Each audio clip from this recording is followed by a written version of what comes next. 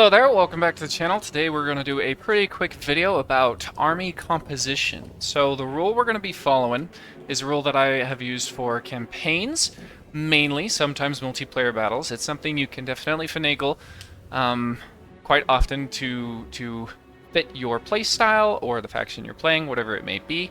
But the rule's pretty simple. It is 40-30-20-10. And what I mean by that is we're going to have 40% of our army be frontline, 30% of it be ranged or damage dealers. Some factions don't have ranged units. And then 20% is going to be mobility, in this case cavalry, but it's very important that mobility has some mass so you can hold things in place.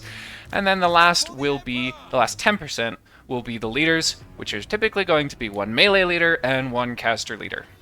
So the idea behind this, and this is mainly for campaign, again, you can obviously change things. Different factions are going to have different rules.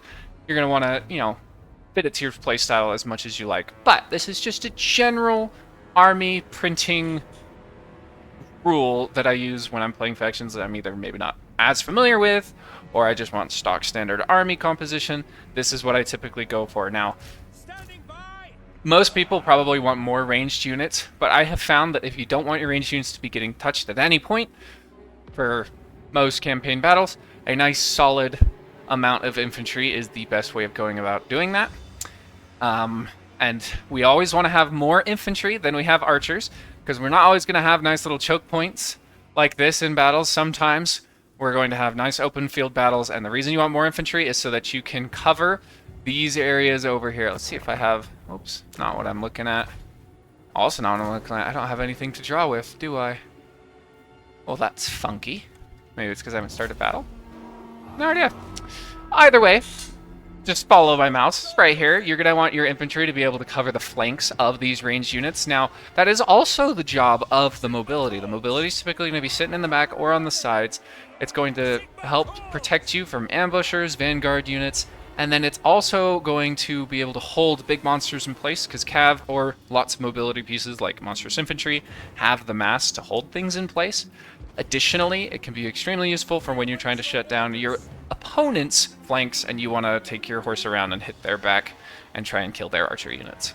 So everything has a job, and the jobs are pretty simple, pretty laid out, and so that is what this video is about, just kind of giving you a nice little basic army comp that we are specifically going to be using in these upcoming tips and tricks videos I'll be making.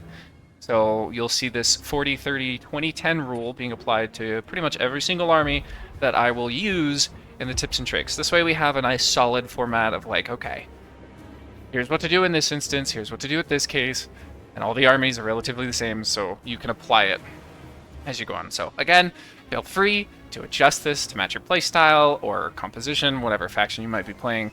Different factions aren't going to have ranged units, they're not going to have cavalry, so you have to kind of adjust for that.